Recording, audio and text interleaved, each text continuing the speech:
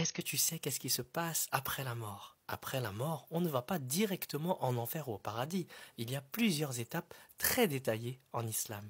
C'est un sujet extrêmement intéressant et je vais t'expliquer d'une manière très simple, Inch'Allah. Mais tout d'abord, je voulais te dire que les fantômes n'existent pas. Les âmes errantes, les fantômes, les trucs qu'on voit dans les films d'horreur, ça n'existe pas. En islam, lorsqu'une personne meurt, elle va dans un autre monde. En islam, lorsqu'une personne meurt, elle va dans un autre monde. C'est pour ça que les fantômes n'existent pas, ils ne sont plus parmi nous. Et cet autre monde, ça s'appelle le barzakh. Allah nous le dit dans la sourate 23, ayat 100, et derrière eux, il y a une barrière, une barzakh, jusqu'au jour où ils seront ressuscités. Et donc pendant cette période, eh bien, les gens qui sont vivants ne peuvent pas interagir avec les morts. Et les morts ne reviennent pas non plus dans ce monde pour hanter les gens ou se manifester. Si les vivants croient interagir avec les morts, ils interagissent sûrement avec des djinns. Des djinns qui peuvent prendre des formes humaines, et même dans nos rêves, ils peuvent prendre une forme de quelqu'un qu'on connaît pour jouer avec nos émotions. Donc lorsque les gens perçoivent des phénomènes paranormaux, eh bien il est bien plus probable que ce soit en réalité des djinns qui jouent avec les perceptions humaines. Et donc croire que les morts peuvent revenir hanter les gens dans ce bas monde ou interagir avec ce monde, c'est une croyance non islamique. Et cela peut même mener à une forme de shirk subtil, parce que si on attribue à un défunt des pouvoirs qu'il ne possède pas, eh bien c'est une forme de shirk. Et du coup, lorsqu'on meurt, nos âmes vont dans le barzakh. Qu'est-ce que le barzakh?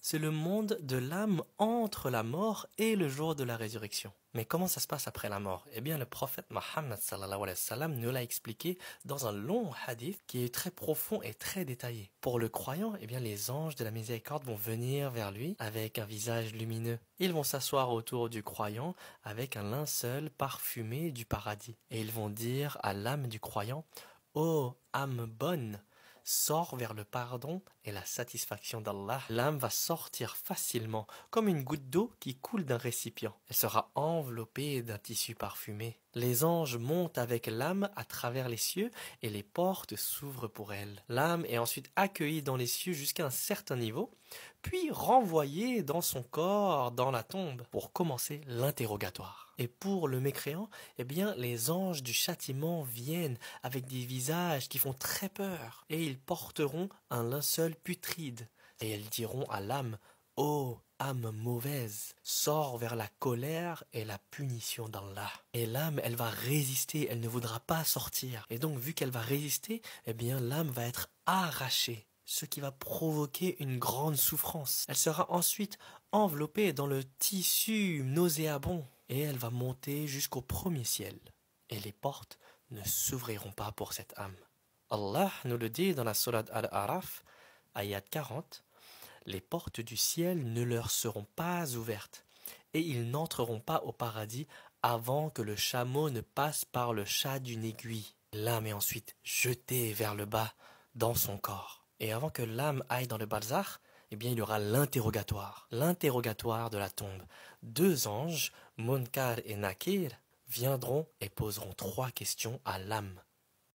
Qui est ton Seigneur? Quelle est ta religion? Qui est cet homme? En montrant Muhammad sallallahu alayhi wa sallam. L'âme du croyant répondra automatiquement: mon Seigneur est Allah, ma religion est l'islam, et cet homme est le messager d'Allah sallallahu alayhi wa sallam. Et ensuite, une voix céleste dira: il a dit vrai. Étendez-lui un tapis du paradis, habillez-le de vêtements du paradis, ouvrez-lui une porte vers le paradis. Sa tombe va s'élargir, il y aura un parfum paradisiaque qui la remplira. Et une personne au beau visage viendra et lui dira: je suis tes bonnes actions. Et pour le mécréant, eh bien, il n'arrivera même pas à répondre. Il va dire: je sais pas, j'ai entendu les gens dire quelque chose, alors je l'ai répété. Et une voix céleste dira: il a menti. Étendez-lui un tapis du feu, ouvrez-lui une porte vers l'enfer. Et sa tombe va se resserrer jusqu'à que ses côtes se croisent. Un vent brûlant entrera par la porte, et une personne au visage laid et puant viendra et lui dira: je suis tes mauvaises actions. Bon, au final, c'est tellement détaillé que j'ai même pas eu le temps de vous parler du barzakh. Alors, restez avec moi pour la prochaine vidéo, que je puisse vous raconter qu'est-ce que le barzakh et comment ça se passe pour le croyant et pour le mécréant.